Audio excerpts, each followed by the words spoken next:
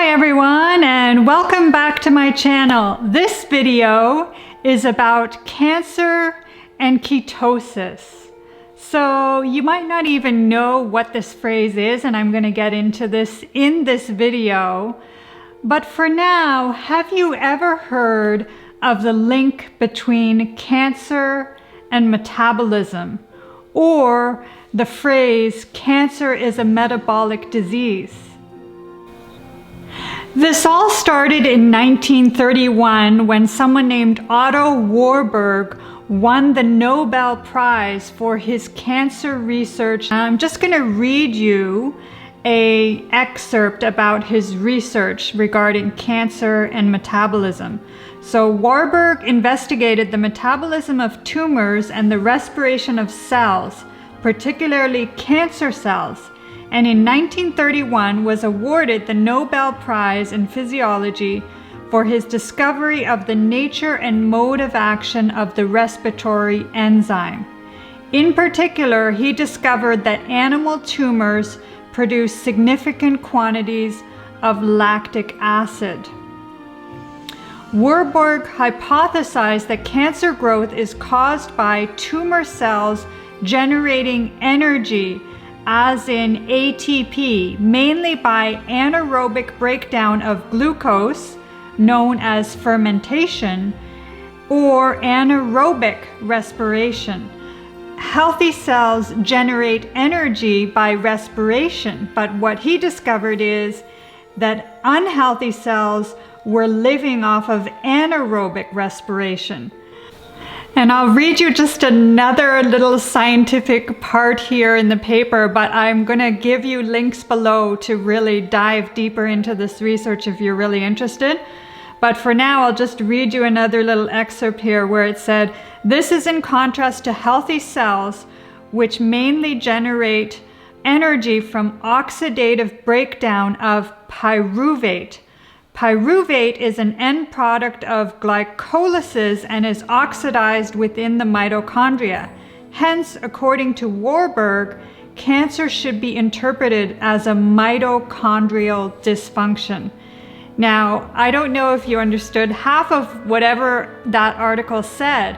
However, just the main point of this is the dominant philosophy in Western medicine is that cancer is formed from a genetic breakdown. So this research is very radical and is against that. Now, I'm not trying to say I go against Western medicine. There is some interesting research out there that backs it up, and it's in current day. I will read you another segment here from Thomas Seyfried. And he took the work of Otto Warburg and he took it a step further. Right now, Dr. Seyfried is currently a professor of biology at Boston College. So you can look up the latest research regarding him, and he has a book that is called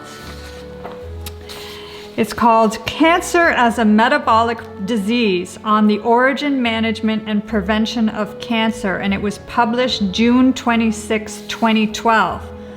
So the book addresses controversies related to the origins of cancer and provides solutions to cancer management and prevention.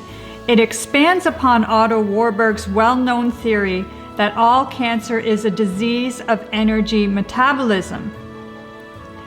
This book aims to provide evidence through case studies that cancer is primarily a metabolic disease requiring metabolic solutions for its management and prevention.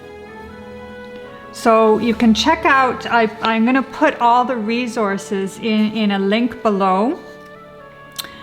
However, this is really quite shocking. Now, whether you fully believe it or not, or whether you even fully accept it or not, this is some of the basis for why you would switch to a ketogenic diet if you are fighting cancer.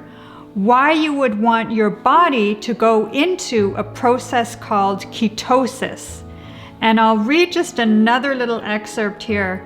So, emerging evidence indicates that cancer is primarily a metabolic disease involving disturbances in energy production through respiration and fermentation. Cancer is suppressed following transfer of the nucleus from the tumor cell to the cytoplasm of normal cells containing normal mitochondria.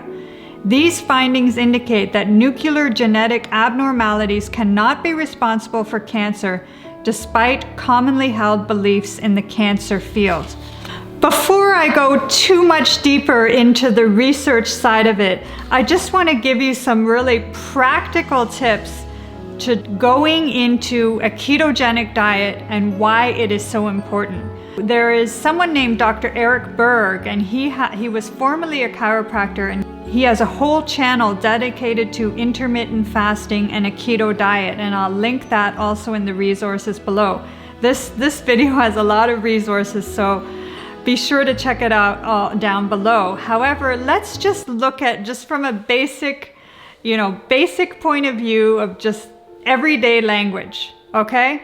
So there is two different ways that your body can get energy. One is glucose and one is ketones. So with a glucose-based diet, you are constantly eating carbohydrates such as rice, potatoes, bread, things like that, things that have a lot of glucose. And when you are on a glucose-based diet, you're eating a lot of sugar and carbs, and you need about 1,700 calories a day. But what happens is you eat some glucose, you get an energy high, and then you get an energy crash. So then you need to eat more sugar and carbs, and then you get an energy high, and then you get an energy crash. There's more peaks in your energy throughout the day when you're on a glucose-based diet. And also, it's really hard to lose weight. And I know with myself, I always had this kind of like a belly fat that always stayed with me, and I could never get rid of that belly. It was just always there. Before I went on to a ketone-based diet. In a ketone-based diet, you are having a lot more fat. So you will be eating, essentially, you will be eating a lot of meat and vegetables and cheese products, things with a high fat content such as coconut oil and dark chocolate, things like that. When you are using ketones as a fuel, you can typically consume about 70,000 calories. So from 1,700 to 70,000 calories that you are consuming, but you're not consuming any sugar or any carbs. And in this series, I'm going to be explaining exactly the foods that I eat on this diet.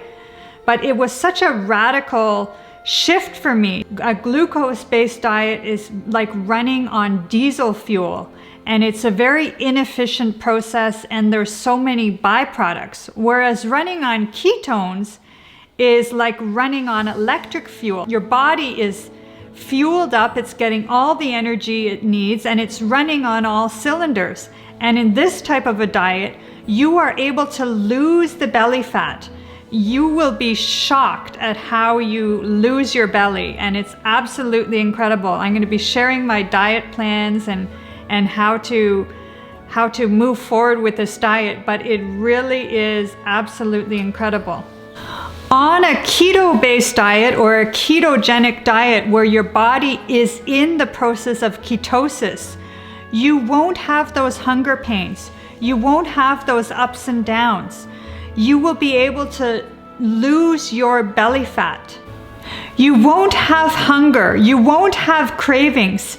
And it's actually way healthier for your brain and your brain functioning, because your brain actually needs a lot of fat, and your body actually needs a lot of fat to process the minerals. A lot of minerals and vitamins actually need fat bonded together with them in order for your body to assimilate them and use the nutrients to the highest degree.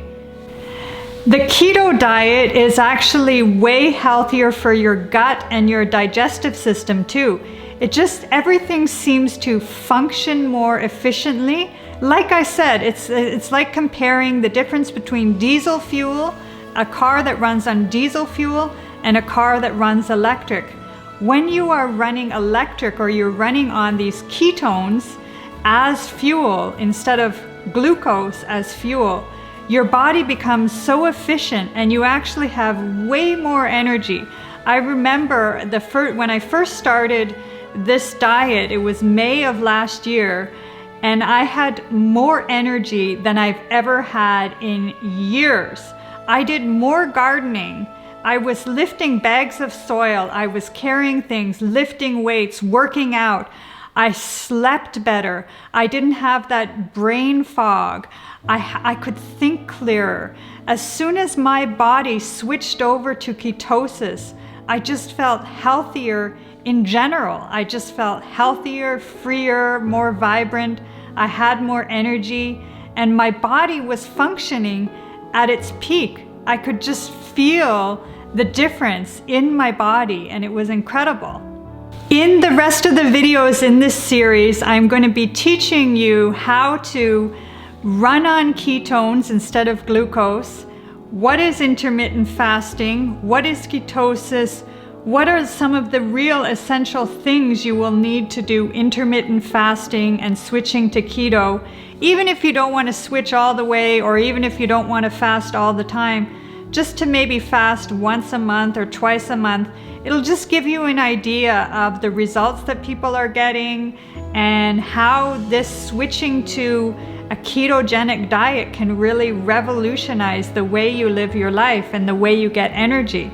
So comment below if you've ever heard of cancer as a metabolic disease, or any relationship between keto and cancer, or any studies that you've heard about, or just your experience in general. What is your experience with the keto diet, and what are the results that you've got? I look forward to seeing you in the comments, and I'll see you in the next video.